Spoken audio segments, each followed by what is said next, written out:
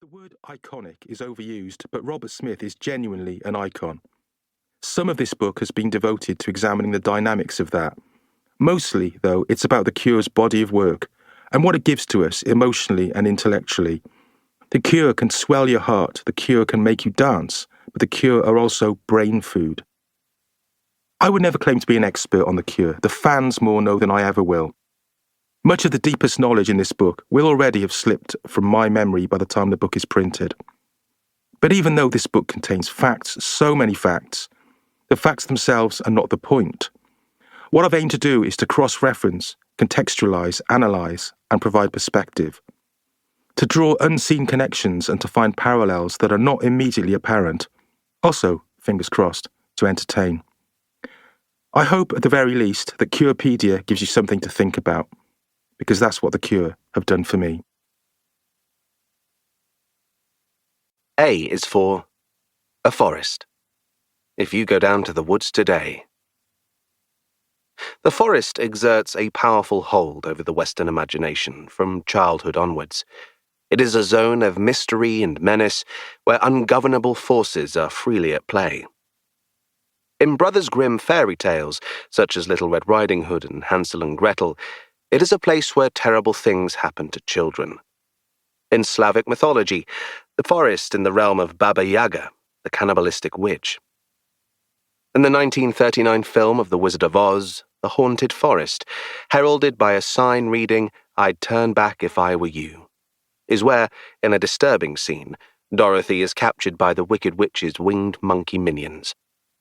In New Jersey folklore, the Pine Barrens are home to a winged, hooved, wyvern-like entity called the Jersey Devil. Pine Barrens is also the name of a classic Sopranos episode in which mobsters Christopher Moltisanti and Paulie Walnuts Gualtieri find themselves lost in a snowy forest, convinced that they are being hunted by the man they came there to bury. In Robert Frost's 1922 poem Stopping by Woods on a Snowy Evening, wherein, at least according to noted poetry analyst Meadow Soprano in another episode of that show, the slowly whitening forest represents death. There are counterexamples. In Alan Moore's Swamp Thing, the combined parliament of trees is a benign, though vengeful, power, an idea inspired by the sacred tree Yggdrasil from Norse myth. In Tolkien's The Lord of the Rings, the forest of Lothlorien is an earthly paradise. In A.A. Milne's Winnie the Pooh, 100-Acre Wood is a mostly idyllic realm of fun and adventure. In C.S. Lewis's Chronicles of Narnia, the wood between the worlds is a magical place where the powers of the White Witch are weakened. In Snow White, the forest is ultimately a place of refuge from evil, even though, in an unsettling scene in Disney's 1937 adaptation of the Grimm tale, the heroine is intimidated by owls and bats and grabbed at by creepers, branches, and roots. In Toni Morrison's beloved, fugitive slave Seth, heavily pregnant and near death, is rescued by a young white girl called Amy, a guardian angel figure who nurtures her back to health and delivers her baby.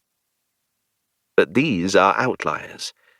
In horror and horror-adjacent film, the forest is chiefly a place where city folk have unspeakable violence inflicted upon them.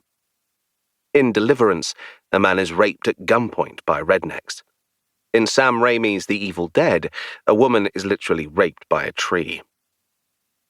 In Shakespeare's A Midsummer Night's Dream, the forest is a realm of deception and trickery, where nothing is as it seems, and all manner of bizarre events occur, including Titania, Queen of the Fairies, having sex with a man with the head of a donkey. In Dante's Inferno, the journey to hell begins in a shadowy forest, the Selva Oscura, which serves as a metaphor for straying from the path of salvation. Incidentally, Dante's Inferno has been turned into a symphony by the American composer Robert W. Smith, who is just 6 months older than Crawley's Robert Smith. Even in the popular 1930s children's song, The Teddy Bear's Picnic, the minor chord beginning of each verse contains dire warnings that you'd better go in disguise, you'd better not go alone, and that it's safer to stay at home. All of this shared cultural memory plays into